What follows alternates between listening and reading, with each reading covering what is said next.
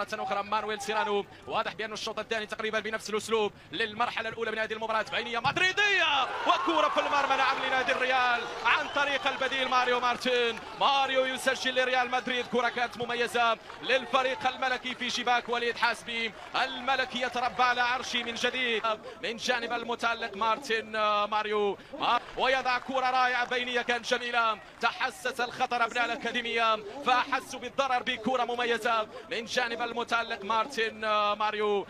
لقى فرصة للتحضير من على الخط. هل يعرض عرضية طويلة؟ أين الرأسية في الشباك الله على هدف مغربي، الله على أجبال الأطلس. هدف في توقيت حساس. أي سيناريو ماذا أشاهد ماذا أعاين. لا أمان الاستسلام. هدف يحرك كأنه توين. ارتقى تجاوز أبراج الدار البيضاء. مدرجات رأسية من أروع ما يكون بأجمل الفنون. شوف ارتقى وكأنه توين. ارتقى تجاوز أبراج الدار البيضاء. نتابع الوصول الأول من أول ركلة. نيكولاس مارتينيز. يضع في المرمى. نعم يضع في المرمى. لاعب مميز رقم 10 على يسار. ذهبت يعني أرضية زاحفة تسكن مرمى وليد. 1-0 حتى اللحظة. وليد حاسبي والوصول الأول في هذه المباراة. كرة مميزة. أفضلية لأبناء ريال مدريد. الآن الكرة الثانية من سيكون في تنفيذها أول هداف هو المايسترو حسن كبوب صاحب اللمسات الجميلة. حسن كبوب في مواجهة غيليرمو ألونسو. ركلة بركلة، ضربة بضربة، تقدم بتقدم، هدف بهدف يا حسن كبوب وغيليرمو ألونسو. حسن كبوب وغيليرمو. مواجهة مغربية إسبانيا. حسن كبوب يضيع حسن غيليرمو ألونسو يتصدى. الأولى المغربية تضيع من حسن كبوية، لكن غيليرمو كان له كلام آخر يتصدى الأولى. معليش يا حسن كبوب. لا زالت الركلات في بدايتها. قلت وحوار حارسي المرمى، لأن اللاعب قد يسجل وقد لا يفعل، لكن الحارس لو يكون في يومه يكون. غيليرمو ألونسو في المتابعة اختار يكون مركز يا وليد حاسبة. الركلة الثانية لمصلحة نادي ريال مدريد. رقم 15 دييغو خورادو في التنفيذ. هي الثانية لمدريد، هي الثانية للريال. وليد حاسبي في المرمى. هل تكون بعيدة عن الشباك يا وليد؟ هل تتصدى لها يا وليد وتعيد الأشبال الأطلسية في المرمى يضع في الشباك ويسجل ثانية. وضع في سقف المرمى في الزاوية البعيدة عن الحارس وليد حاسبي اللي كان في المتابعة، لكن الكرة كانت أعلى من اللازم تأتي به. هدف ثاني لنادي الريال مدريد. نجاعتين 2 مقابل تضييع كرة مغربية مدريد. الأفضلية للملكي أيها السادة والسيدات. الآن كرة مغربية من سيكون في تنفيذها؟ يبدو بأنه اللاعب رقم 17 صلاح الدين سفياني من عادهم في المباراة. صلاح الدين سفياني وغيليرمو. صلاح الدين يسجل. يضيع صلاح الدين في العارضة. الحكم سيأمر بإعادة تنفيذ. نعم الحكم سيأمر بإعادة تنفيذ.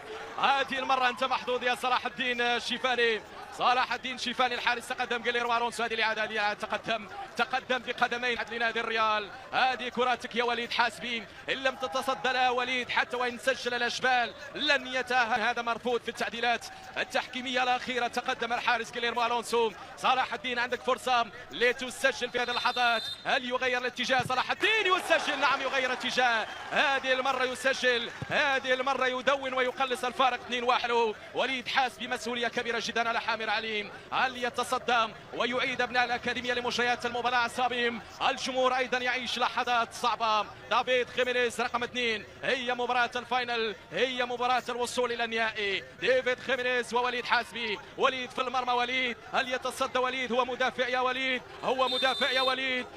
هل يعادل الأمور في توقيت حساس، في توقيت صعب؟ اللاعبون على مستوى الدكة الرسميون يعيشون أيضا. هو مدافع يا وليد. حاسبي في المرمى يضع في الشباك. يسجل ديفيد خيمينيز.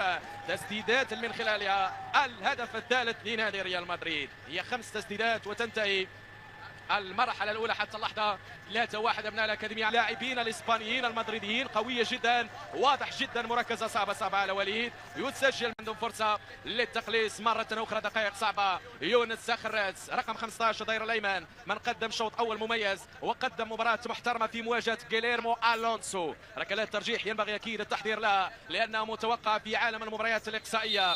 خراز يونس يسجل. نعم يسجل رغم متابعة جيليرمو ألونسو كبير، وضع يونس خراز على يمين الحارس جيليرمو ألونسو رغم المتابعة هل تكون الكرة التي ستعرج بأبناء الأكاديمية نحو التصدي لوليد حاسبي، لأن الركلات ترجيح فيها توفيق طبعا سعادة وفرحة لهذه المشجعة الصغيرة التي تهيم حبا أكيد في الكرة المغربية لأبناء الأكاديمية. الآن كرة لمدريد، الآن كرة للريال، غونسالو غارسيا في مواجهة وليد حاسبي. هل يسجل الريال ويتقدم؟ هل يضيع وتعود المباراة إلى نقطة البداية، إلى نقطة الانطلاقة؟ غونسالو غارسيا أمامك يا وليد، وليد يا غونسالو ولتكن بعيدة، وليد يتصدى وتدخل تابعها وليد بعد أهداف 4 مرات وصل لمرمى وليد. الآن كرة كاد أن يحصل عليها وليد، كان مركز وليد لكن مرت من تحت الأيدي لتسكن مرمى حاسبي وتعلن عن هدف آخر لمصلحة نادي الريال بالعلامة الكاملة. ستتحول للأكاديمية، عندهم فرصتين من أجل أن يعودوا في المواجهة. من سيسدد الآن؟ واللاعب رقم 12 أيوب الأحمامي. أيوب في مواجهة الحارس جيليرمو ألونسو، أيوب وجيليرمو، أيوب الأسمراني المدافع مع جيليرمو ألونسو. أيوب اللي يضع في الشباك، أيوب سيسجل، أيوب الأحمامي، أيوب يسجل، نعم على يسار جيليرمو، يسجل على يسار جيليرمو. يا وليد أكيد المشجع المغربي يقول أرجوك يا وليد تصدى لهذه ما أصعبها من دقائق. هي الكرة الأخيرة يا وليد حاسبي، هي الكرة استقبل ما شئت من الأهداف يا وليد حاسبي، لكن وبعد ذلك استقبل ما شئت من الأهداف، تصدى لهذه الكرة وبعد ذلك في سيناريو آخر الكرة قد تكون بعيدة عن المرمى، الكرة قد تكون أيضا بعيدة عن المرمى لمصلحة ريال مدريد. في التنفيذ اللاعب أبراهام خوسي هو البديل، ماريو مارتين، ماريو وليد، ماريو بعيدة، ماريو في الشباك، نعم في الشباك. ريال مدريد رسميا إلى الفاينل، إلى النهائي. مبروك.